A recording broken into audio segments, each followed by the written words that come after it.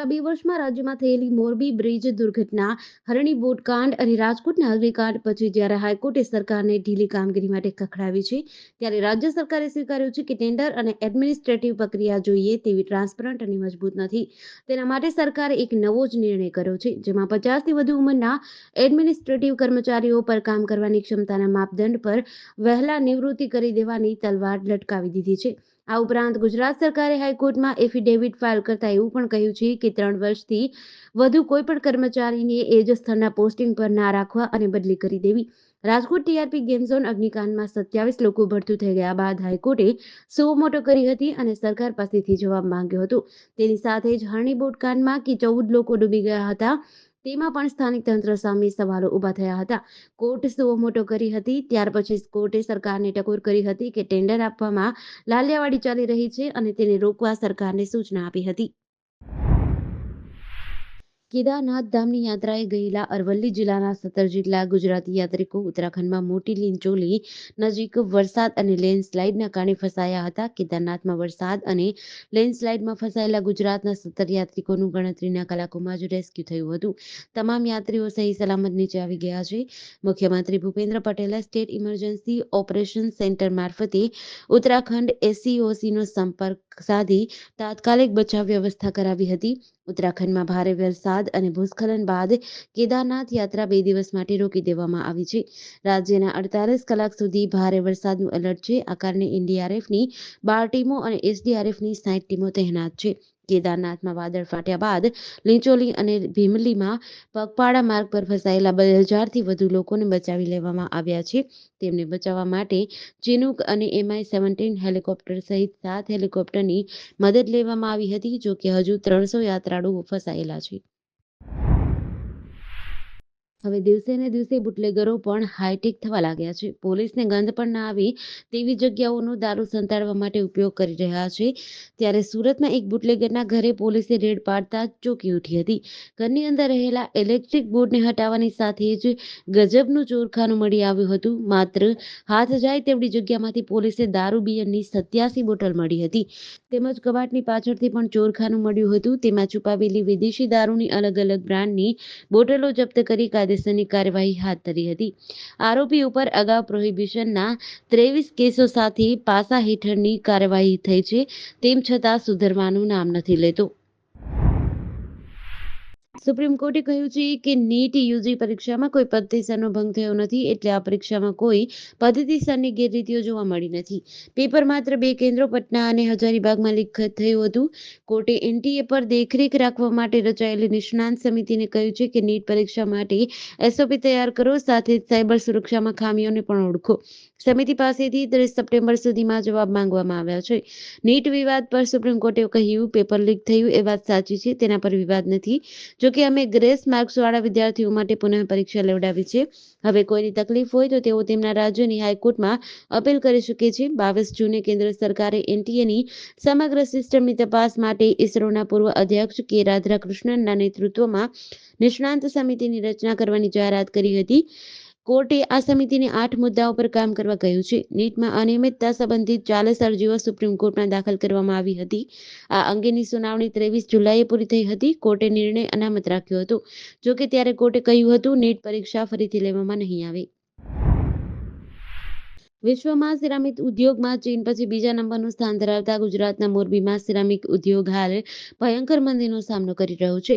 હાલમાં મોરબીમાં સિરામિકના નાના મોટા 1000 જેટલા કારખાના છે, જેમાંથી છેલ્લા મહિનામાં 1-2 નહીં પરંતુ 200 જેટલા કારખાના સદંતર બંધ થઈ ગયા છે અને આગામી હજુ એકાદ મહિનાની અંદર લગભગ વધુ 150 જેટલા કારખાના શટડાઉન લે એવી શક્યતા છે. દિવસે ને દિવસે મોરબીના સિરામિક પ્રોડક્ટની માંગમાં ઘટાડો થઈ રહ્યો છે અને ડોમેસ્ટિક અને ઇન્ટરનેશનલ માર્કેટમાં ભયંકર મંદી હોવાથી સિરામિક ઉત્પાદકોની મુશ્કેલીમાં વધારો થઈ રહ્યો છે. એની સાથે જ આ ઉદ્યોગ સાથે જોડાયેલા લાખો લોકોની રોજગારી પણ છીનવાઈ રહી છે.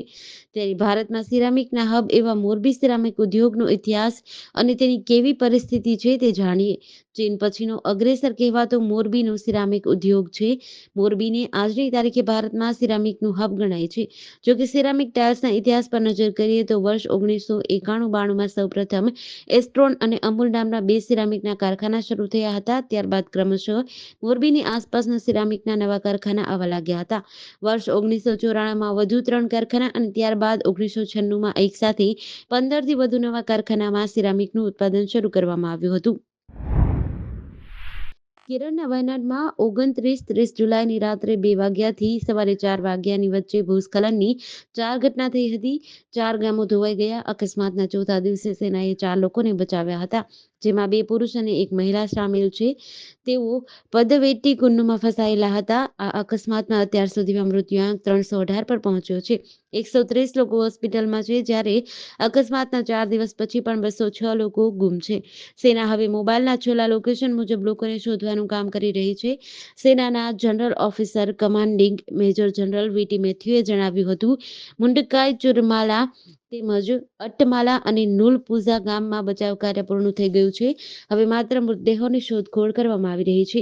કેરળના મહેસૂલ મંત્રી કે રાજને ગુરુવારે કહ્યું, અત્યાર સુધીમાં 9,328 લોકોને 91 રાહત શિબિરોમાં સુરક્ષિત ખસેડવામાં આવ્યા છે. તેમાંથી 578 પરિવારના 2,328 લોકો ચુરામાલા અને મેપ્પડીના છે. સૌથી વધુ વિનાશ અહીં થયો છે.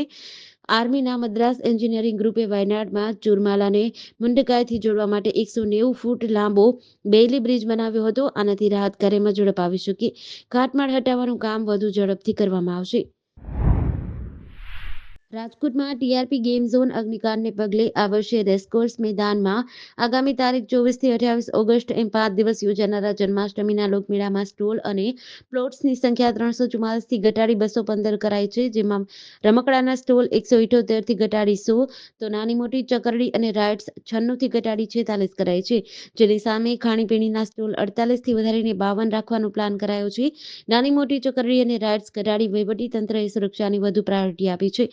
જોકે રાજકોટના આ લોકમેળામાં દર વર્ષે 15 લાખ જેટલા લોકો આવે છે, ત્યારે આ વખતે રાઇડ્સ બેસવા લાંબી કતારો, તો રમકડાની ખરીદીમાં ભારે ભીડ થશે. રાજકોટના રેસકોર્સ મેદાનમાં આગામી તારીખે 24થી 28 ઓગસ્ટ દરમિયાન યોજાનારા લોકમેળામાં આ વખતે 129 સ્ટોલ પ્લોટનો ઘટાડો કરી નાખવામાં આવ્યો છે.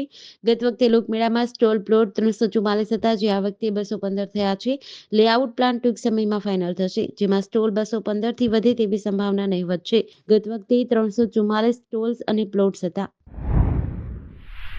ભિલોડાના જેતપુર ગામે પતિએ પત્નીના પ્રેમીની તીક્ષ્ણ હથિયારના ઘા ઝીંકીને હત્યા કરી હતી.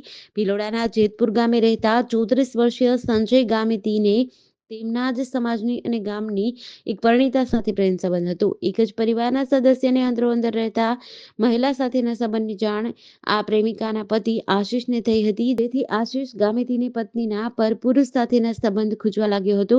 જેથી બુધવારે રાત્રે 9:30 વાગ્યાના આસપાસ આશિષ ગામિતીએ તીક્ષ્ણ હથિયાર વડે ગળા તેમજ માથાના ભાગે ઘા મારીને સંજય ગામિતીની મોતને ઘાટ ઉતારી દીધો હતો. સમગ્ર ઘટનાની જાણ ભિલોડા પોલીસને થતાં પોલીસે આરોપીને ઝડપવાના ચક્રો ગતિમાન કર્યા છે અને શોધખોળ હાથ ધરી છે. અમદાવાદ એરપોર્ટ પર અવારનવાર નાના મોટા વિવાદો આવી રહ્યા છે, ત્યારે છેલ્લા 8 થી 10 મહિનાઓમાં અમદાવાદ એરપોર્ટ ઉપર દરરોજની નાની મોટી બબાલ થતી રહે છે. સૌથી વધુ ઓટો રિક્ષા ચાલક અને એરપોર્ટ સિક્યોરિટી ગાર્ડ વચ્ચે આવી બબાલ થતી હોય છે. ત્યારે હવે અમદાવાદ એરપોર્ટના કર્મચારીઓ સાથે જ એરપોર્ટની ખાનગી સિક્યોરિટી એજન્સીના સ્ટાફ વચ્ચે ઘર્ષણ થયું હતું.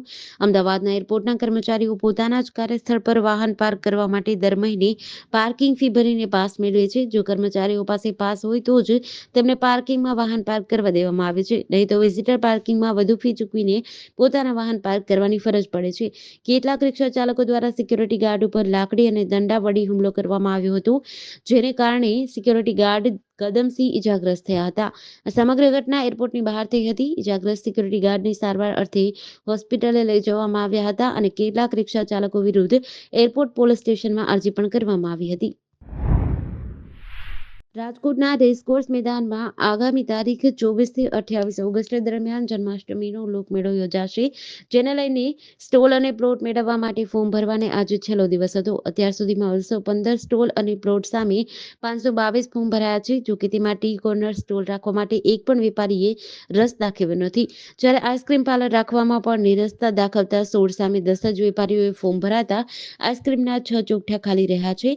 હવે આગામી 3 ઓગસ્ટના સ્ટોલ અને રાઇડ્સ માટેની હરાજી કરાશે. ગુરુવારે ફોર્મ ભરવાનો છેલ્લો દિવસ હોવાથી અત્યાર સુધી ટી કોર્નર માટે એક પણ વેપારીએ ફોર્મ નથી ભર્યું, જ્યારે આઈસ્ક્રીમના 16 સ્ટોલ સામે 10 જ ફોર્મ ભર્યા છે.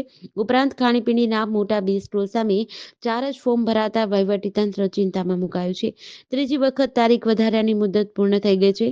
સુરક્ષાને ધ્યાને લઈ આ વખતે લોકમેળાનો વીમો 5 કરોડથી વધારી 7.5 કરોડ એટલે કે 2.5 કરોડનો વધારો કરવામાં આવ્યો છે, જ્યારે 340 જેટલા લોકોએ લોકમેળાનું નામ આપવા માટે એન્ટ્રી મોકલાવી છે.